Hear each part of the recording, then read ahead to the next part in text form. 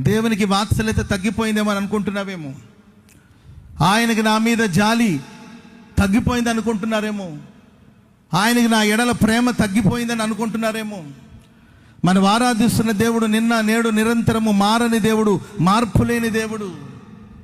ఆయన ప్రేమ శాశ్వతమైనది, ఆయన వాత్సల్యత శాశ్వతమైనది.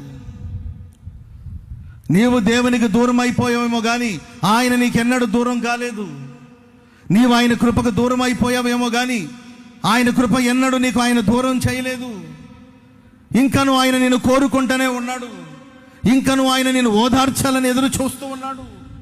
ఇంకను ఆయన నిన్ను ఆదరించాలని కోరుకుంటున్నాడు. మరి ఎక్కువగా నిన్ను భాగ్యముతో నింపాలని ప్రభు కోరుకుంటున్నాడు. దేశం యొక్క ఉన్నత స్థలాల మీద నిన్ను ఎక్కించాలని కోరుకుంటున్నాడు. వాత్సల్యత గల దేవుడిగా ఆయన నీ వైపు తిరిగి చూస్తూ ఉన్నాడు. నీవే ఆయన చెంతకు రావాలి.